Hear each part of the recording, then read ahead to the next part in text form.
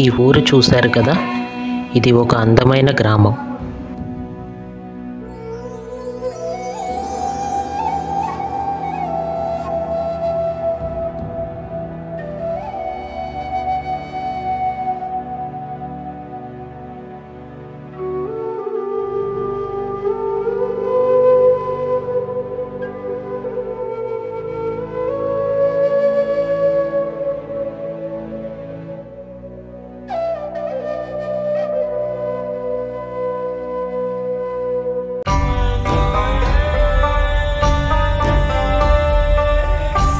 ఆ ఊళ్ళో రహీం అనే ఒక దర్జీవాడు ఉండేవాడు.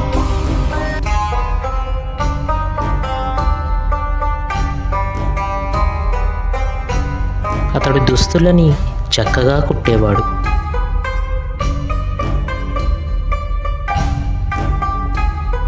అందుచేత అతని దుకాణం ఎప్పుడూ జనంతో రద్దీగా ఉండేది.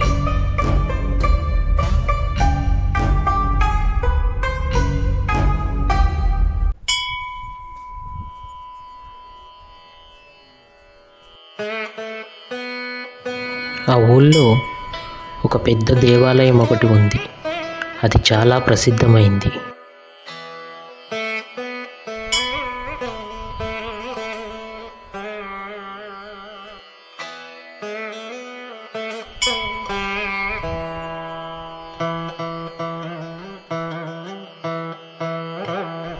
అయితే ఆ దేవాలయానికి ఒక ఏనుగు కూడా ఉండేది.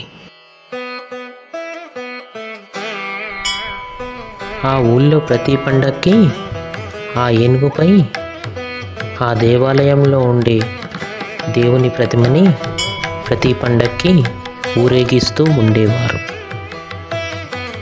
అయితే ఆ ఏనుగు ప్రతిరోజు నదిలో స్నానం చేయడానికి రహీం దుకాణం ముందు నుండే వెళ్తుండేది.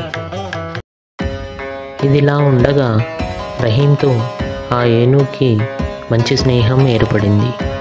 ప్రతిరోజు రహీం తన దుకాణం ముందు నుండి వెళ్తుండే ఆ ఏనుగుకి ఒక చెరుకు ముక్క కానీ ఒక పండు కానీ పెడుతూ ఉండేవాడు. అదే అలవాటుగా మారిన ఆ ఏనుగుకి ప్రతిరోజు క్రమం తప్పకుండా వచ్చి రహీం దుకాణం ముందు నిలబడేది.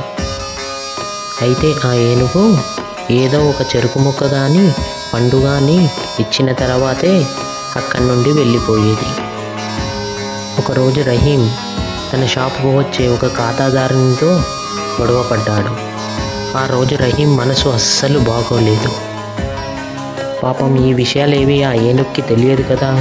రోజులాగే రహీం దుకాణం ముందు వచ్చి ఆ ఏనుగు నిలబడింది. ఎంతసేపు అయినా రహీం దానికి ఏదీ పెట్టలేదు.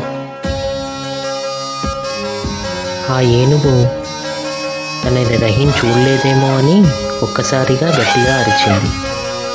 ఆ అరుపుతో రహీం చికాకు పడి తన చేతిలో ఉన్న సూదితో ఆ ఏనుగు చెవిపై గుచ్చాడు. అప్పుడు ఆ ఏనుగుకి చాలా బాధేసింది. ఆ బాధతో అది వెంటనే అక్కడి నుంచి వెళ్ళిపోయింది. ఇక తర్వాత రోజు నదిలో స్నానం చేస్తున్న ఆ ఏనుగుకి రహీం చేసిన విషయం గుర్తుకు వచ్చింది. ఇక వెంటనే రహీంకి బుద్ధి చెప్పాలని అది నిర్ణయించుకుంది. ఆ ఏనుగు తొండం నిండా మురికి నీరు నింపుకొని రహీం వద్దకు వచ్చింది. వెంటనే ఆ బురద నీటిని ఏనుగు అక్కడున్న రహీం పైన మరియు కొత్త బట్టల పైన కుమ్మరించింది. అప్పుడు రహీం తాను చేసిన పనికి ఆ ఏనుగుకి చాలా కోపం వచ్చిందని గ్రహించాడు. ఇక ఆ రోజు నుంచి రహీం ఆ ఏనుగుతో మరలా స్నేహం పెంచుకోవాలని ఎన్నో విధాలుగా ప్రయత్నించాడు. కానీ అది కుదరలేదు. చెరుకు ముక్కలు కానీ అరటి పళ్ళు కానీ ఎన్నో విధాలుగా దానికి ఎన్నెన్నో తెచ్చిపెట్టినా అది తనతో స్నేహం చెయ్యలేదు. దాంతో రహీం చక్కటి స్నేహాన్ని చేతులారా పాడు చేసుకున్నాను అని తరచూ బాధపడుతూ ఉండేవాడు.